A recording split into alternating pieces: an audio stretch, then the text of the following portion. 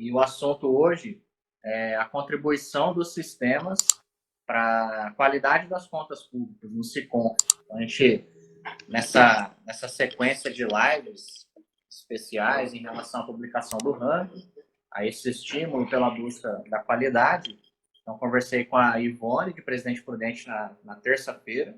Se você perdeu a live, procura aqui no meu perfil, você vai encontrar, ela ficou gravada, e hoje eu tenho a honra de receber a Catita, que é uma grande amiga, multiplicadora do Tesouro Nacional também.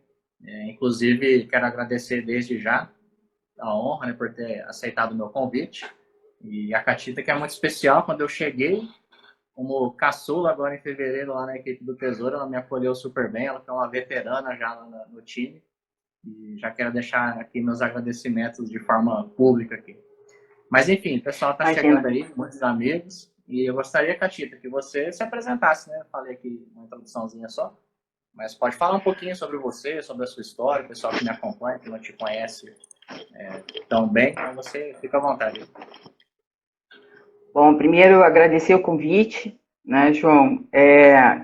Também aproveitar a oportunidade e te parabenizar por este teu propósito de entregar valor, né, para esse nosso público que é muito carente de informação, e assim, informação que ajude no dia a dia, né? Então a gente tem material aí disponíveis, colegas nossos que estão escrevendo, atualizando livros, né?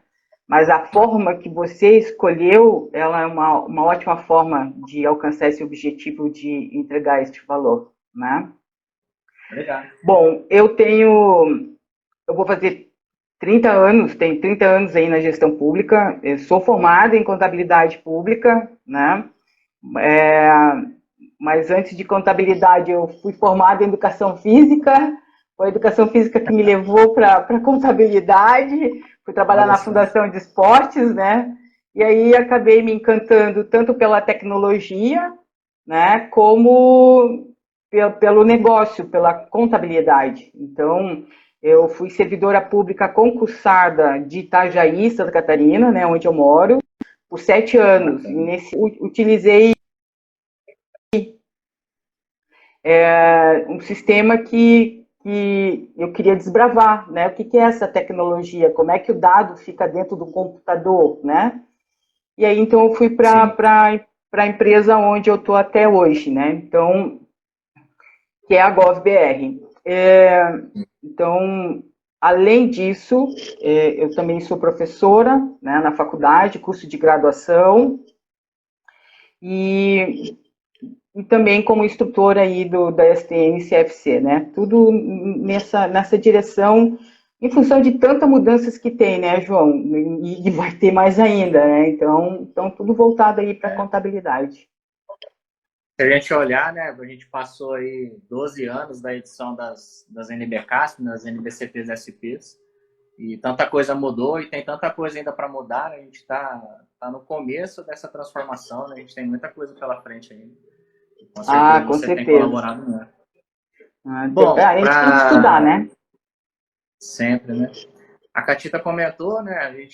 Eu tive a iniciativa de convidá-la, primeiro porque ela é uma amiga, né? A gente trabalha junto pelo Tesouro Nacional, mas também pelo resultado expressivo que ela conseguiu através do sistema que ela representa, dos clientes dela, no ranking, ali, nos primeiros 25 colocados do ranking do Tesouro Nacional. Então, foi um resultado assim, muito expressivo. Quantos a quantidade, Catita, entre os 25?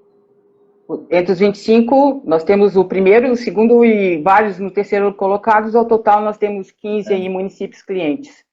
E entre os 50, a gente tem 24, né? E lembrando assim, eu sou só uma sementinha dentro do todo, né? É muita gente envolvida, né? Tecnologia, estudo, pessoal de serviço, não podemos esquecer do pessoal da logística que dá condições para o nosso ambiente de trabalho, né? Então, é um contexto complexo, né? É o todo, não é uma pessoa ou uma equipe só, né? É, São várias. só quem atua ou já atuou nesse background aí de sistema que sabe, né, como é que é uma loucura. A loucura que é, né?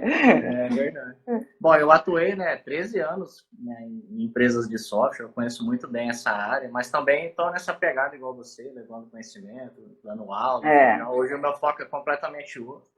Mas por essa experiência eu me sinto à vontade em falar sobre esse tópico e a gente conversou um pouco já. A questão aqui é levar para quem está nos acompanhando, quero já dar as boas-vindas ao pessoal que chegou depois, a Valério, o Oilton, que um amigaço meu, quase um pai para mim, o Oilton, está acompanhando a gente aqui na live, Rita, Patrícia, enfim, sejam bem-vindos. Mas a ideia aqui é a gente falar realmente sobre como os sistemas, de maneira geral, eles colaboram, né? Qual que é o impacto que os sistemas têm para a qualidade das contas públicas. Na live passada com a Ivone, esse foi um assunto que suscitou muitas dúvidas em relação ao sistema. Nós sabemos que o software ele tem um peso considerável. Eu fiz uma enquete nos meus stories, eu gostaria de comentar aqui rapidamente, antes da gente comentar sobre as análises que eu sei que a Catita preparou sobre o ranking. Mas assim, eu perguntei lá a contribuição, na opinião do pessoal que me acompanha, né, que me segue, que viu meus stories, perguntei, olha, qual, na sua opinião, a contribuição que os sistemas têm para a qualidade das contas públicas? E 100% das pessoas que passaram por lá, que responderam, concordam que a contribuição ela é muito grande. Então, 100% das pessoas colocaram lá, olha, o peso que o sistema tem, a contribuição do sistema para a qualidade é muito grande. Depois, mais duas questões que eu fiz lá, que são interessantes também, quis compartilhar aqui o resultado. A diferença que, na opinião da pessoa, né, do colega que passou por lá, a diferença que o porte do município tem para a qualidade das contas. E aí eles, 81% responderam que o porte, na opinião deles, o porte faz muita diferença na qualidade das contas, o porte do município. E depois a contribuição, a atuação do Tribunal de Contas, o quanto que um Tribunal de Contas atuante, ele contribui para a qualidade das contas. E o pessoal, 90% do pessoal que passou por lá, respondeu que a contribuição do tribunal é muito grande para a qualidade das contas, na opinião dessas pessoas. Então, só para a gente abrir, para já ir esquentando as discussões, a gente vai falar também sobre isso, né, Catita, mais para frente. E gostaria que você comentasse sobre algumas análises que você fez em relação ao ranking, a gente trazer para o pessoal aqui algumas reflexões. Sim. Vamos então, lá? Aí a gente tem aí o que é interessante que a gente conversou, né? Se a gente pegar todos os 5.568 municípios e pegar a pontuação do ranking, nós vamos chegar numa média de pontuação de 200, ok? Sim. E aí eu fiz uma análise por estados. E os municípios do estado de Pernambuco têm a melhor média, que é 222 pontos, né? É interessante porque quando a gente olha lá em cima, né, tem muitos municípios do Rio Grande do Sul. Isso, do Rio Grande do Sul. Aí então, a média geral de Pernambuco ficou melhor. Isso, então provavelmente tu pode ter vários municípios do sul na ponta, mas os que não estão pode ter puxado a média deles para baixo, né? Sim. Então hoje, na média, os municípios de Pernambuco, a média deles, então, faz com que eles fiquem em primeiro lugar nessa pontuação de média. Aí seguidos do Rio Grande do Sul e em terceiro lugar é o estado de Santa Catarina, né? O legal é que no quarto... O pessoal que está acompanhando a gente, se tem alguém aqui que é do estado de Pernambuco, só comenta para nós no chat aqui se é de Pernambuco, como é que ficou sua posição no ranking. Vamos lá, Catinho. No quarto lugar, a gente tem Mato Grosso do Sul, no quinto, Ceará, né? Então, em sexto, a gente tem Rondônia, que é do norte. Então, assim, a gente também tem que observar esses valores. E o que me chamou a atenção foi a média dos municípios do estado do Rio de Janeiro e do Espírito Santo, né? Por que Rio de Janeiro? Porque, assim, claro que tem muito conteúdo, muito dado agora para a academia, para os pesquisadores adentrarem, né? Ajudar a trabalhar essas informações. Então, assim, ó, no Rio de Janeiro, eu não parei para estudar, para ver qual é que é o PIB municipal de cada um dos municípios, se são municípios pobres ou não, né? Mas a percepção é que não são os municípios mais pobres nossos, né? Sim. E o Rio de Janeiro, ele ficou com uma média de 164, à frente somente, à frente somente de municípios de Alagoas e do Amapá, né? Então, aqui merece um estudo, uma análise, né, dessa informação. Por que a média dos municípios do Rio de Janeiro está em 164, em termos da pontuação? E o Espírito Santo também. Né? E o Espírito Santo também, 171. E aí a gente começa a trabalhar, porque o Espírito Santo está lá embaixo se ele tem um acordo de cooperação e ele é o primeiro Tribunal de Contas que o município presta conta para o sistema do tribunal e, através do sistema do tribunal, ele envia a matriz de saldos contábeis para o SICONF. E aí, teoricamente, você vai estar lá no SICONF, tem os rascunhos gerados, e aí é conferir e entregar, né? DCA, o RGF, o RRO, né? Então, o que eu fiz? Eu fui analisar e percebi que 45%, quase 45% dos municípios, dão 35 municípios, mais ou menos, do estado do Espírito Santo, eles estavam com a dimensão 2, que é a contábil, que é a DCA, zerada. Então, isso. Não ganharam ponto, estavam só com ponto zero. Esse é um ponto importante que até gostaria de chamar a atenção, o pessoal que está acompanhando a gente aqui, o Sérgio, Leandro, Elisângela, a Vanusa, boa noite, Vanusa. Então, assim, para vocês ficarem atentos, olha só o que a Catita vai comentar, porque teve muitos municípios que acabaram ficando com pontuação zerada em algumas dimensões, né? E presta atenção no que a Catita vai abordar agora, porque isso pode ter algum impacto prático para você que está acompanhando a gente aqui. Então, vamos lá. Então, a nossa DCA de municípios, o prazo de entrega era 30/4. Perfeito? Então, tu faz retificações, teoricamente, ali pelo mês de maio. O que te levaria a estar fazendo retificações nos outros meses, né? São hábitos, a gente precisa mudar hábitos, comportamentos. E como essa massa de dados que a STN trabalhou é do dia 2 de junho, então no dia 2 de junho, esses 35 municípios, será que estavam fazendo retificações? Todos eles? Ou realmente alguns ainda não tinham entregue a DCA? Então são coisas aí que tem dado para pesquisar, tem que fazer as consultas e chegar a um diagnóstico mais concreto, né?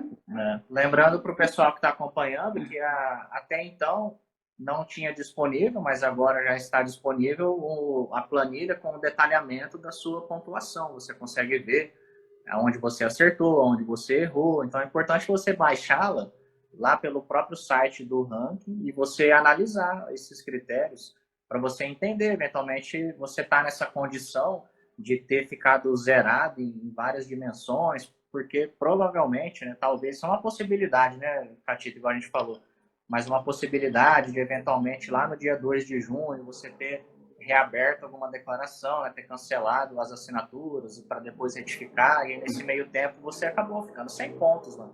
Então é importante você baixar para analisar isso. Né?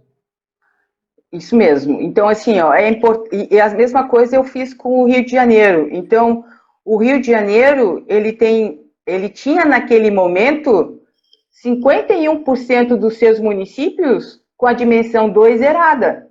Então, da mesma forma, será que estava fazendo retificações ou alguns deles ainda não tinham entregue a DCA, né? E se tu elimina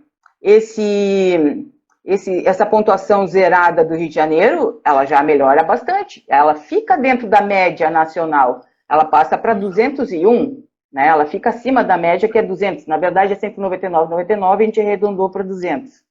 Então, são análises que têm que ser feitas, né?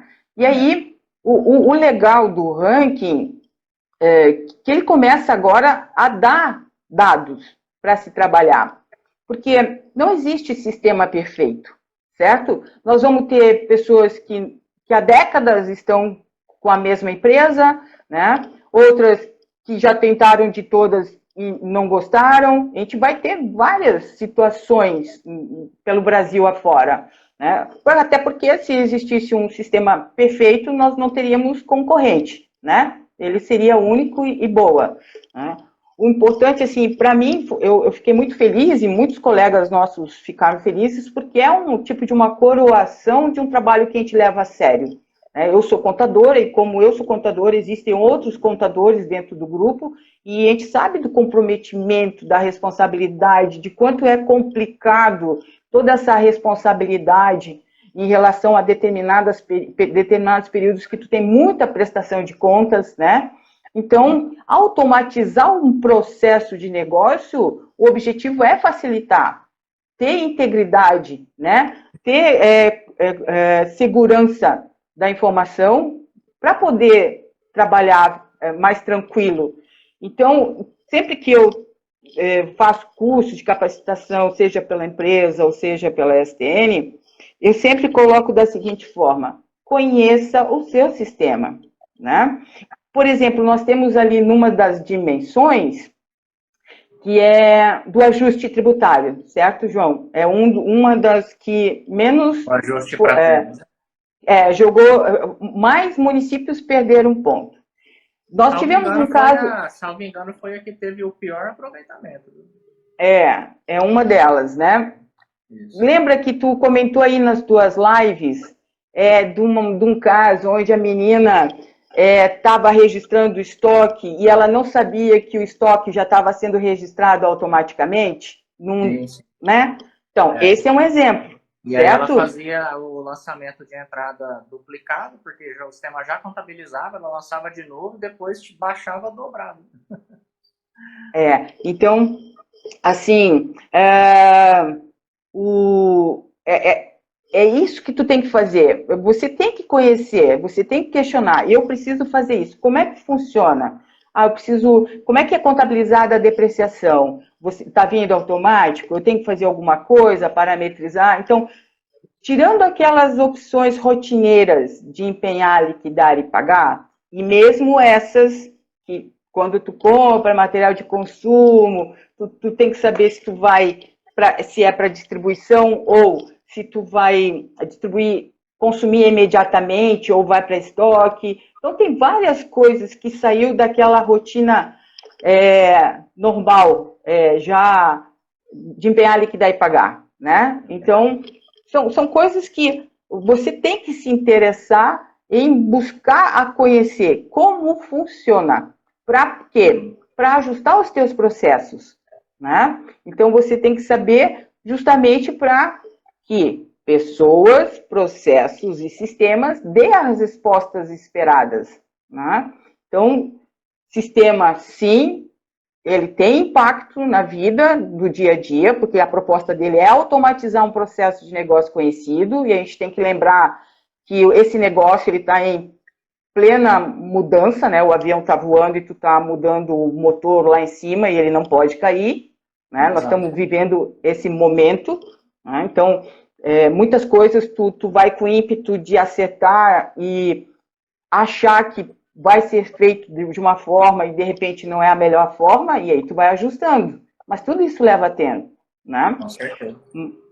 Então, a gente olhando em termos de pontuação, a gente viu essa questão da média, né? Então, é interessante buscar essa informação e entender qual é a média do teu município, porque aí vem aquelas outras perguntas. Será que a minha média está baixa porque o meu tribunal não me cobra, né? Por que eu tenho que esperar o tribunal me cobrar, né? Porque, infelizmente, quem está há muito tempo no setor público, o modus operandi, e espero que isso comece a mudar esse hábito, porque pessoas novas vêm e injetam vassoura nova, varre melhor, né? Então, ela vem com gás, ela pode dar um gás em quem já está, né, renovar as esperanças de quem já está, porque muito o profissional faz a diferença, né? Então, que é o caso que a gente estava falando dos municípios pequenos, né? É. E você vê, dos eu estava municípios. conversando hoje para você ver quanto que o comportamento do profissional faz diferença, né? A gente conversou na terça com a Ivone, você acompanhou um pouco, né? Viu o quanto que ela passou para a gente, né? O contágio que tem lá na equipe, né? Do pessoal que está buscando, que está à frente, que não fica só dependendo de forças externas, né? Eles buscam fazer acontecer e isso contagia. E hoje mesmo eu estava conversando com um aluno, um ex-aluno, né? Acaba virando amigo, né? Que é o Diego. E ele tá me posicionando, sabe? Ele teve aula comigo no programa Contador de Valor. Lá a gente fala sobre procedimento patrimonial, sobre buscar, sobre ter essa proatividade. E ele me posicionando hoje sobre as reuniões que ele está buscando com o tributário, com o pessoal da RH, visitando os postos de saúde para ver como é que está os sistemas de almoxarifado nas farmácias descentralizadas. Então, assim, eu chamo isso de praticar o TBC, que é tirar a bunda da cadeira como contador, ter uma atitude um pouco mais proativa e buscar movimentar algumas situações. E nem tudo a gente também sim, tem que abraçar como responsabilidade, porque é um fardo pesado, né? A gente sabe que recai sobre o contador, sobre a contabilidade, muitas coisas acabam recaindo sobre nós. Até por força de legislação, Tribunal de Contas normalmente tem a contabilidade como esse ponto de apoio, como esse pilar e cobra muito dos contadores e da contabilidade. Mas o contador tendo essa atitude mais proativa, de liderança, de buscar, de se mexer de ir atrás, de movimentar, eu acho muito bacana e penso que e defendo muito esse tipo de posicionamento e de atitude, e realmente faz muita diferença. Isso, eu acho, não é uma tarefa fácil, ninguém disse que era fácil, né? Porque tu tem que lidar com pessoas e fazer a gestão de mudança não é fácil. Às vezes, quando a gente recebe uma mudança que tu não estava esperando, tu demora um pouco para aceitar, tu reclama um pouco, né? E aí depois, não, realmente preciso da mudança, porque eu vejo melhoria aqui e ali. Então, trabalhar com um colega que há anos trabalha uma rotina e ninguém reclamou nada, aí tu vai ter que modificar a rotina dele e vai dizer assim, o que tu tá inventando, né? Tava tão bom assim. Então, isso custa. Vai mexer pra quê, né? Só para dar mais trabalho? Isso leva horas, né? De horas, semanas, meses. Mas a gente tem, é que nem o PH fala, né? Teoria do pertencionismo. O cara tem que entender por que da mudança. Ele vai participar, ele faz parte, ele pertence àquele processo, ele é o ouvido, então fica mais fácil, né? Do que vir uma ação autoritária. Então, esse trabalho de convencimento, ele é custoso. E aí, falando desse negócio dos municípios menores, né? Então, a gente sempre tem... do porte menor, a gente tem que ter sempre em mente como tu bota nos teus cursos, né? Em todos os cursos que a gente fala, a gente fala pessoas, processos e sistema. Essa é a base, né? Então, nós analisamos ali, dos 25 primeiros, só 2 são acima de 50 mil. Exatamente. 6 estão entre 20 e 30 mil habitantes, e 19 abaixo de 20 mil, né? Isso então, quebra um pouco, né, esse estereótipo, né, ou esse paradigma, enfim. Eu sempre ouvi muito falar isso, né, falar, mas o município não tem estrutura, enfim, é pequeno, não consegue fazer, né? Acho que esse ranking veio e essas estatísticas vieram para dar uma quebrada nisso. Né? Então, eu fui um pouquinho, olhei os 100 primeiros. Dos 100 primeiros, 71,4% são menores de 20 mil. Tá? 16 está entre 20 e 50, né, mil habitantes, então dali dá 86,63%. E 13% são as maiores de 50 mil. Então, mesmo que o município seja pequeno, que ele tenha as mesmas obrigações, tu tem que olhar a região, certo? Tem municípios pequenos que não têm contador, né? O serviço tem que ser contratado através de escritório de contabilidade. Não são todos, aí, tem muitos que... Nordeste, no norte, no nordeste. Norte, não né? No sudeste que não tem, né? Porque aqui para cá tem também. Mas no norte e no nordeste é muito comum. Eu tenho vários alunos que vivem essa realidade. Aí tem escritório de contabilidade. É bom, é ruim? Tem que depende, né? Depende do serviço que oferece. Pode ser Exatamente. ótimo, né? Porque tem que, por exemplo, analisar Pernambuco. Pernambuco também trabalha com escritório de contabilidade. Eu conheço, eu tenho colegas lá. E ficou na primeira posição da média geral. A gente não está entrando no mérito de se é bom ou é ruim ter escritório de contabilidade. Pode existir maiores dificuldades ou menores dificuldades, né? Então a gente está de novo falando com pessoas, né? Então, o município é pequeno, tem estrutura, não tem estrutura? Vai depender, né? Então, os números estão nos dizendo que é possível ter bons números, é possível fazer um trabalho de excelência, porque ser pequeno, tu tem pessoas e elas querem buscar o melhor, a qualidade, mostrar a eficiência, é o que os números estão mostrando. Né? Sabe uma reflexão que eu faço sobre essa questão do porte, principalmente puxando para essa questão de pessoas, Catita, é que quando você tem um município menor, de menor porte, talvez isso possa explicar esse resultado expressivo que os pequenos municípios tiveram no ranking, é que você tem uma quantidade menor de pessoas para lidar, você tem menos pessoas com quem se acertar, menos departamentos para poder convencer, e eventualmente o contador acaba tendo mais força para puxar alguns processos, apesar da questão da estrutura ser menor, ele ficar um pouco mais sobrecarregado, mas esse trabalho de convencimento, ele pesa muito, né? Você viu, eu acompanhei no último ano uma assessoria numa capital, né, de estado. E lá, quando você quer levar um procedimento contábil adiante, por exemplo, você quer registrar o ajuste para perdas com a dívida ativa, por exemplo.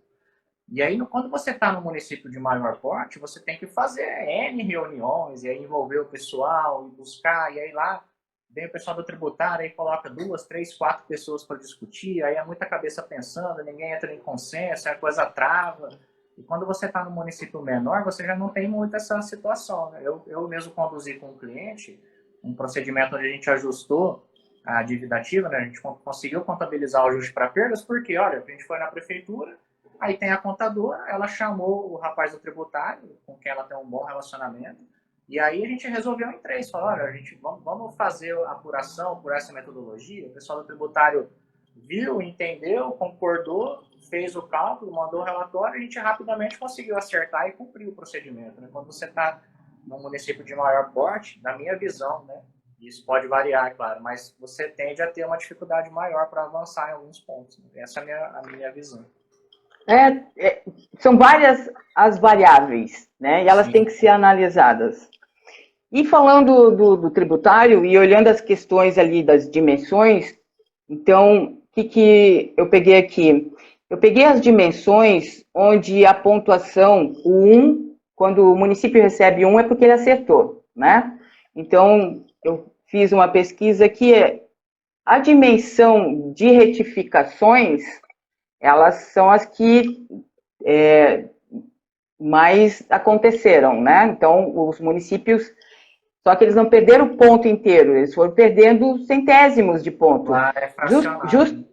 Justamente porque a ideia da STN é fomentar a qualidade. Então, retifica, porque o seu dado fica bom, né? Então, se o teu dado não tá legal, tu fica com 0. Tu retifica, tu já ganha algum ponto. Essa é a lógica que eles colocaram. Então, não deixe de retificar, retifiquem, né? Tirando essa questão de retificação, a dimensão que é o do ajuste tributário, né, a dimensão 232, que é o reconhecimento de ajuste da dívida ativa, tributária e não tributária, essa foi a campeã para que os municípios perdessem pontos no ranking, né? Depois, a dimensão 2, que é aquela variação patrimonial diminutiva do Fundeb, certo? Exatamente. Que é aquele caso, salvo engano, que os municípios de São Paulo não tem nem a conta lá no PECASP, certo? Essa situação é aquela essa quando você faz o procedimento de dedução da receita orçamentária, você contabilizar na VPB do Fundeb, que é a conta que fica no 522, E aí, no caso dos municípios, seria a VPD 35.224, que é a transferência para os estados. Só o caso de o São plano de contas de São Paulo não tem essa conta. Só aí são 600 e poucos municípios, né? Aqui são São Paulo. 644 ou 45. Depois dessa dimensão, nós vamos para a dimensão 3, né? Sempre tirando aquelas das retificações. A dimensão 3, 6. Essa é a igualdade da dívida consolidada líquida entre os relatórios, que é o anexo 6 do RRO e o anexo 2 do RGF. Então, assim, tu vê que, olha como a pontuação dessa foi elevada, né? Por que errar, né, nesse valor? Então, aí tu para pensar um pouco. Se o pessoal sobe o arquivo da matriz no sistema do SICONF, o SICONF gera os relatórios, os rascunhos, o pessoal vai conferir, tem células que hoje o SICONF não calcula, né? Como a receita corrente líquida. Não sei se a última versão está calculando ou não, né?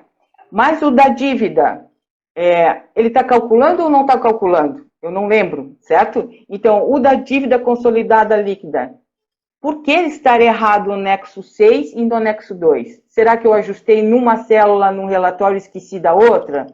Exato. E o SICONF, é bom lembrar que as validações que eles aplicam no critério do ranking, as validações do ranking não são feitas pelo sistema do SICONF. Lá o SICONF ele faz uma série de validações, quando você sobe a planilha, ele aplica um monte de regras, mas não são as regras que o ranking aplica, são regras diferentes.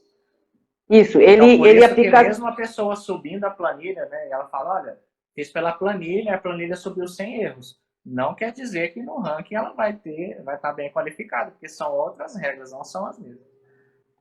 Então, exatamente, porque daí a gente vê ali que o cara subiu os arquivos da matriz, aí ele não quis aproveitar os rascunhos gerados pela matriz. Talvez por não confiar no arquivo dele ainda, né? Ou achar que leva muito tempo para conferir. Ele sobe o arquivo da planilha, certo? Subiu, e aí não confere. Então, é muito importante mudar o processo, que nem a de presidente Prudente falou. Tal data, as autarquias, fundações, as administrações indiretas têm prazo até tal data, até dia 15 do mês seguinte, para enviar os dados.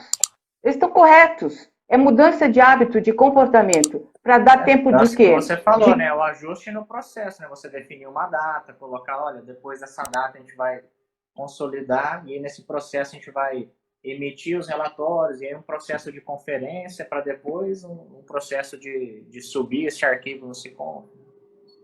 Então, tu veja que essas dimensões, daí depois vai para a dimensão 4, que é comparar, né? Os valores entre contábil e gestão fiscal. Na dimensão 4, a que apontou mais inconsistência é os nossos famosos restos a pagar, né? Então, esse restos a sapato, né? Ele tem 5 avaliações do resto a pagar. Se tu errou uma, a possibilidade de errar 5 é quase 100%, né? Então, tu tem resto a pagar não processado e processado. Então, são atenções que tem que ter, não somente porque tu está fazendo uma prestação de contas e você está entrando no ranking.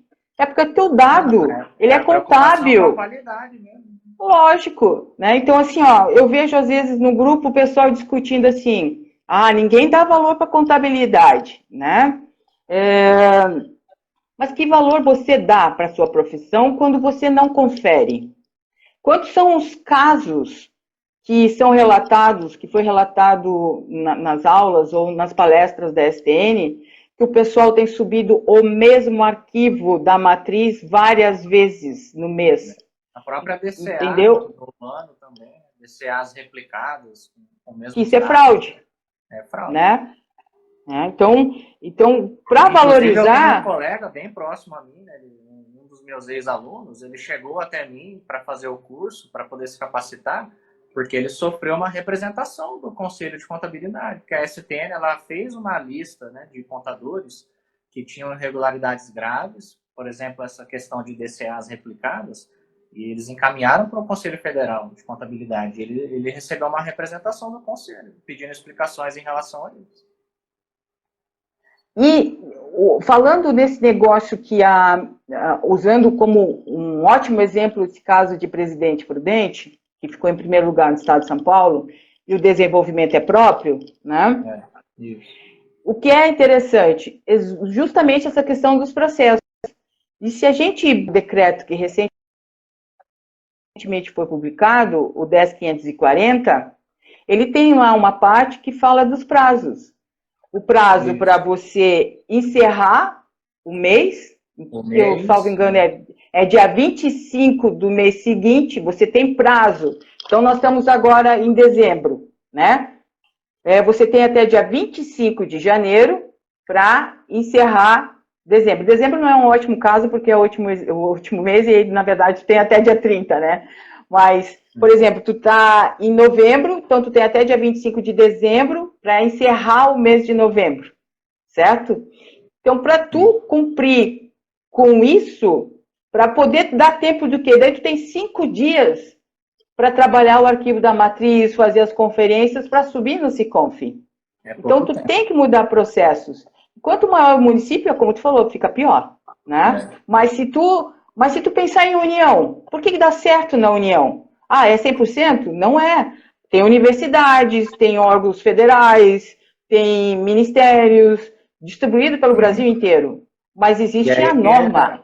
Aí que a questão da unificação dos sistemas colabora e contribui, né? Lá em Prudente mesmo, eles têm um sistema próprio e só a Câmara Municipal que não usa o mesmo. As demais entidades todas usam o sistema desenvolvido lá pelo Executivo. E aí isso é um fator que contribui muito para que eles tenham qualidade nas informações, porque, né, ela até comentou que é um caso prático interessante a gente reforçar aqui. Como todas usam o mesmo sistema, a equipe interna lá do Executivo está atenta às modificações que ocorrem no MDF, as modificações de regras e procedimentos que são modificados anualmente, fazem as adequações e aquela adequação já está pronta para todo mundo usando a mesma regra, sem divergências conceituais entre as próprias entidades do mesmo município. Então, isso é um fator que ela colocou, que, na opinião dela, colabora muito. E o próprio processo de consolidação também fica muito mais célere, né? Então, eles conseguem cumprir com tempestividade, com mais qualidade, por esse fato de estar todo mundo no mesmo software. Eu reforçaria lembrando, né, do decreto 10.540, reforçaria a atenção, né, e utilizar ele como ponto de argumento forte perante a administração, perante a gestão, prefeito, controle interno, né, busquem apoio, no sentido de atender esses prazos que estão no decreto, porque é para organizar, ele veio para facilitar o trabalho do setor da contabilidade. Está aqui, ó, não sou eu, contador, que estou inventando moda. Está aqui no decreto. Isso aqui é para quê? Para poder organizar os órgãos públicos e viabilizar uma consolidação com mais qualidade. Senão tu aí tem aquele problema com o poder legislativo. Se o cara não é situação... como é que a gente diz? Não é situação, é oposição, né? É oposição. Aí quantos são os municípios que estão no calque porque o RGF não tem o poder legislativo lá, não está homologado o poder legislativo, né? Quantos são esses os municípios? Então, o contador do poder legislativo, eu entendo que ele é a pessoa, ele é o agente da mudança, de conversar com o presidente da Câmara e dizer assim, ó, não é uma questão de situação ou oposição, é o município, é o dado do município, é o seu dado, tá? Sobre a sua ordenação de despesa, entendeu? Daí dá uma cutucada, não é fácil, eu sei, né? Mas a gente tem que sensibilizar o poder legislativo que acaba causando transtorno para o município, para a colocação do município. Então, esses municípios que no ranking não foram bem pontuados porque receberam 0, aproveita, né? Mostra, esse dado é público. Órgãos internacionais vão analisar. Banco Mundial, BIRD, tem pesquisadores, né? Banco Mundial, tem o Leonardo, né? Eu tenho clientes e também alunos, né, que pegaram o ranking e estão utilizando ele como subsídio agora para conversar com o gestor para buscar investimentos para contabilidade. Olha, minha estrutura aqui não está legal, já faz tempo que eu estou pedindo servidores aqui, pessoal, para poder fortificar a estrutura institucional da contabilidade e é o reflexo aqui da falta de pessoal, de equipe, enfim, de investimentos. Uma má qualificação no ranking. Então, estão até utilizando como subsídio, como trunfo, assim, para poder negociar investimentos no setor. E lembrando também outra coisa, João, esse ano foi trabalhado esses 60 critérios em cima dos dados de 2019. Isso. Para 2020, vai aumentar esse número de critérios. Por quê? Os municípios acima de 50 mil já teriam que estar trabalhando ali no controle, na gestão de bens, né? Bens móveis, imóveis. Então, mas a tendência aí vai... realmente é eles aumentarem os critérios. Então, daí esses 60 são um bom ponto de partida, a gente pode partir por eles, mas sempre olhando assim, olha, não vou ficar restrito a isso aqui, eu preciso olhar as minhas contas de maneira geral, buscando o máximo de qualidade. Então, daí tu vê que muitos municípios, ano que vem, quem é que começa com os bens móveis e imóveis? Todos os municípios abaixo de 50 mil, né? Aí deixaram tudo para começar ano que vem, fazer comissão de avaliação, né? Então, de buscar capacitação, então fica tudo apertado, os prazos ficam apertados. Estoques, é o próximo, né? O próximo assunto vai ser estoques, eu acho que é 2022 ou 23, né? Aí quebra, né? Tem 2 prazos. Isso. Então, são coisas que tu não precisa esperar o prazo vir para tu, na administração, começar a sensibilização. Porque quanto maior o município, mais difícil é trabalhar a sensibilização, correto? Porque é mais pessoas envolvidas, mais opiniões para ter que controlar isso. Então, a dica é iniciar esse trabalho, não deixar para perto do prazo. Onde é que estão teus estoques? Qual é o fluxo do trabalho? A questão dos bens patrimoniais, quem vai tomar as decisões? Porque muitas decisões, elas são de acordo com o que acontece com o bem, como ele é utilizado. Ele está fora do fluxo orçamentário, né? Então, se tu tem ali um ativo que é utilizado para produzir um outro ativo, a depreciação desse ativo que está em uso para produzir o outro ativo é custo desse ativo que está sendo elaborado, construído, né? Quem é que anotou que esse ativo, a depreciação desse cara é custo do outro ativo? Sabe, são muito detalhezinhos que o sistema, por si só, ele não vai te dar o processo, né? Não. Nós queremos conhecer esse processo. O que vocês estão pensando, né? Então, para tu ver como... É importante puxar, só, desculpa te interromper, mas assim, puxar para essa questão, né, de quanto que o sistema pesa e quanto que ele não pesa, né? Até onde vai a responsabilidade do profissional e aonde está a responsabilidade do sistema. Eu estava analisando desses 60 critérios que foram aplicados sobre os dados de 2019, desses 60, né? Eu destaquei aqui, por exemplo, que 63% dos critérios, na minha avaliação, eles são de maior responsabilidade do sistema. E depois sobra ali 47%, que, na minha opinião, dependem de proatividade, dependem mais da atuação profissional. Por que essa avaliação minha dessa questão? Para a gente realmente destacar o quanto que o sistema pesa também no ranking. Por que eu avaliei dessa forma? Tá? Só para justificar o pessoal que está nos acompanhando. Se a gente olhar para os 60 critérios, e você que está acompanhando a live aqui com a gente, você pode acessar, os critérios são todos disponíveis, e você vai verificar lá que tem muitos deles que o próprio sistema faz a administração. Então, se você tiver um sistema que está bem mapeado, você tem um software de uma empresa que está atenta à legislação, que cuida para que as informações sejam íntegras entre os relatórios, pelo próprio fluxo natural de execução orçamentária, você teria relatórios bem íntegros e um bom peso de qualidade no ranking, de forma assim, automática e natural, se você tiver um software bom, bem estruturado, que gera relatórios com qualidade e com essa integridade. E depois ali, pouco menos da metade, itens que dependem mais dessa proatividade do profissional e da gestão. Por exemplo, os indicadores da D1, né, em relação à tempestividade, ao número de retificações, que tem uma influência indireta do sistema, mas dependem muito da atuação profissional. Esses itens da dimensão 2, né, que é a contábil, quando a gente vai falar aí de bens móveis, imóveis, depreciação, ajuste para perdas com dívida, a própria contabilização dos empréstimos e financiamentos na BPD. Então, lá tem vários itens que dependem de uma atuação mais proativa da gestão e da contabilidade. Mas a maior parte, na minha visão, é responsabilidade, assim, se você tiver um sistema bom, você vai ficar bem servido. Com certeza.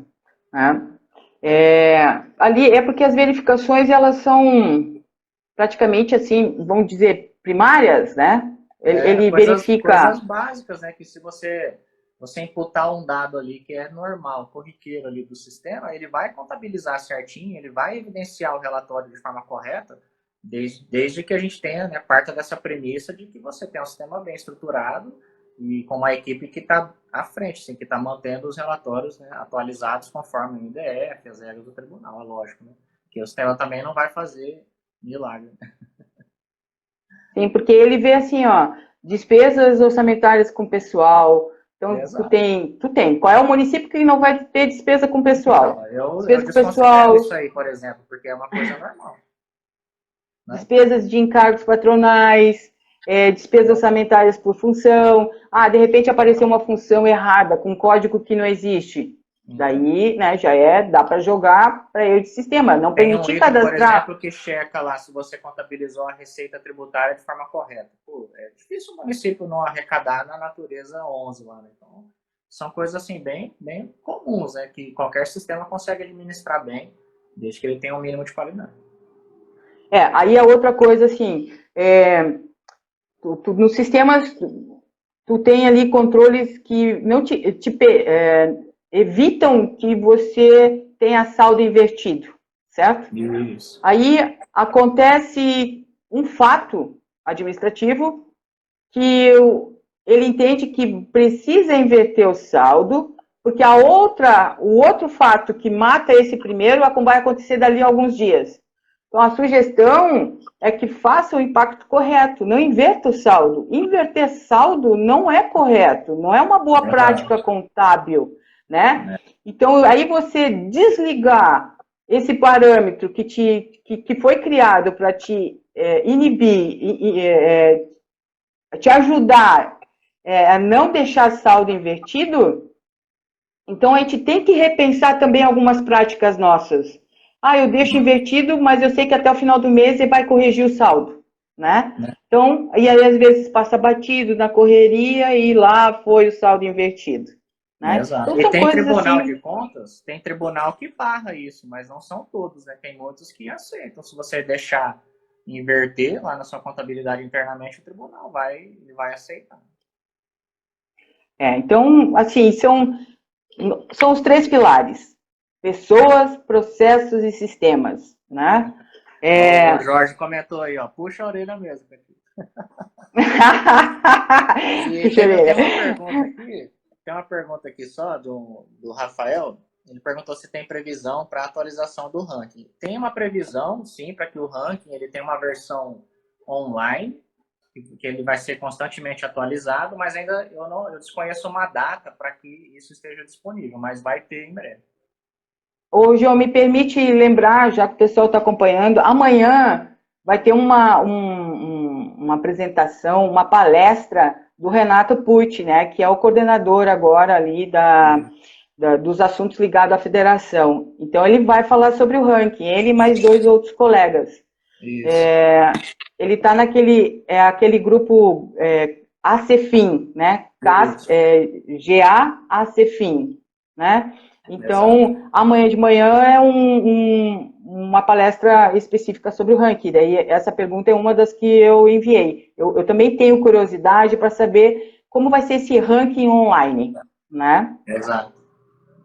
Ele ainda não, ele assim, tem lá no site do ranking, ele está anunciado, mas não tem muitos detalhes, por exemplo, qual vai ser a periodicidade de atualização. Pelo que eu entendi, seria uma atualização praticamente diária, mas realmente é bom que eles deixem isso claro lá. Né?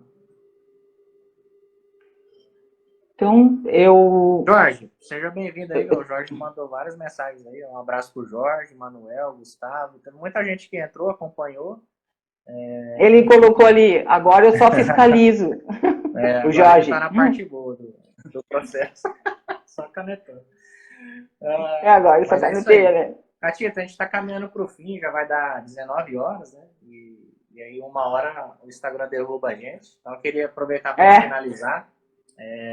Te agradecer mais uma vez por ter aceitado o convite aqui para a live. O pessoal vê a gente vem para a live, né? E tem um tempo de organização, né? A gente fez uma reunião virtual ontem para discutir e refletir sobre o ranking. E hoje mais algumas interações, refletindo sobre alguns assuntos. Né? Então tem uma preparação toda nossa. Então agradecer o pessoal que acompanhou. E em contrapartida, essa dedicação nossa de trazer um conteúdo bacana, que eles compartilhem esse vídeo para que outras pessoas possam ter acesso, enfim. E gostaria de pedir que você faça suas considerações finais, seus agradecimentos. Quero te parabenizar mais uma vez pela sua dedicação, pela sua entrega, pelo seu trabalho sério com a contabilidade pública. Como você falou, já há 30 anos, né, de carreira na área. É um tempo de respeito e a sua credibilidade realmente reforçam todo o seu compromisso com a profissão. Então, meus parabéns mais uma vez. Né, e esse ranking veio para coroar um pouco aí do teu trabalho. Né? Então, enfim, faça as considerações aí a gente finalizar. Agradeço as palavras, João. Realmente, assim, para mim, eu me emocionei bastante, né? Porque para mim é uma coroação. São 30 anos de trabalho como profissional da contabilidade, levar coisa séria, né? Então, como eu falei, eu já fui servidora pública, agora sou prestadora de serviço. Então, graças a Deus, estou numa empresa que tem valores, né? Tem como missão contribuir para um país melhor e é real. A gente trabalha sério em relação a essas coisas ligadas à questão pública, né? E nós sempre trabalhamos dentro da equipe internamente, né?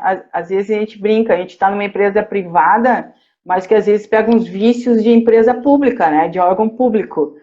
Porque a gente tá lá no dia, a gente tá lá no dia a dia com o órgão público e pega os vícios, né? Tem que pegar as coisas normal. Boas, não as ruins, né?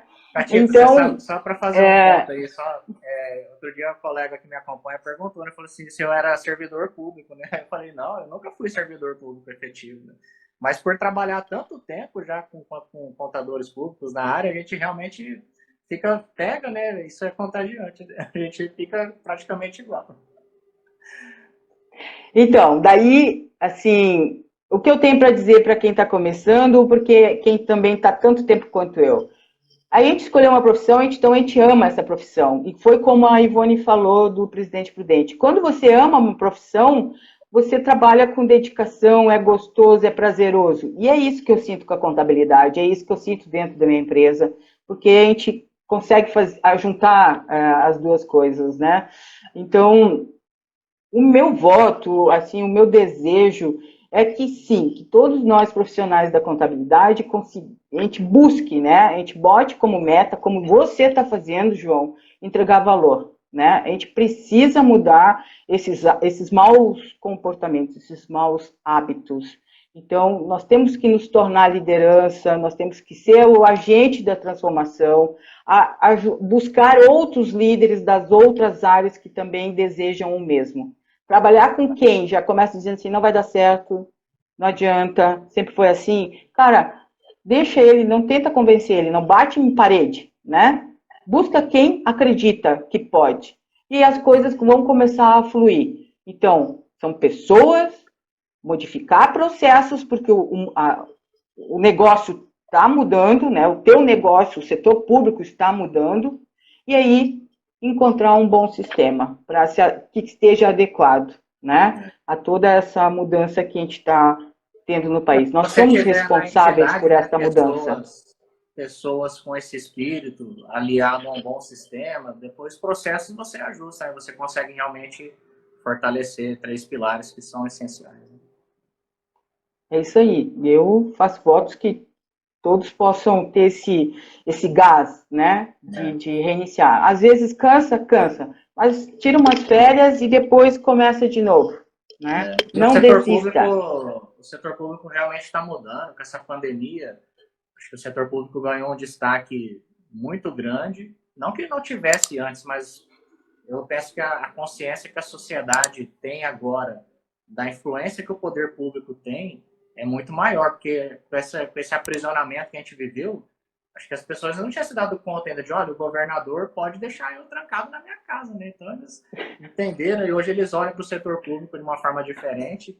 E eu percebo esse movimento na contabilidade de melhoria, de evolução, um reconhecimento dado ao peso que o setor público tem até no PIB mundial, né? Enfim, quanto que representa as riquezas que são administradas pelo poder público, que são muito maiores do que as riquezas das próprias empresas. Então, a contabilidade vem realmente para poder colaborar, ajudar a controlar isso e prestar contas com mais qualidade para a sociedade. É dinheiro nosso, né, que está na mão desse pessoal, e a contabilidade tem essa obrigação e esse dever social de proteger o patrimônio público, de proteger os recursos da administração mesmo, dos gestores, né? A contabilidade tem essa responsabilidade, né? O pessoal está perguntando se vai ficar gravado sim, tá aqui no Instagram, então vocês podem acompanhar depois, podem rever, com certeza o pessoal vai aproveitar bastante. Catita, beleza, vai finalizar aqui. Eu que agradeço. Antes que o Instagram derrube a gente, obrigado mais uma vez, pessoal que acompanhou, gratidão, a gente vai se Valeu, boa noite. Valeu, um Abraço. até mais, tchau.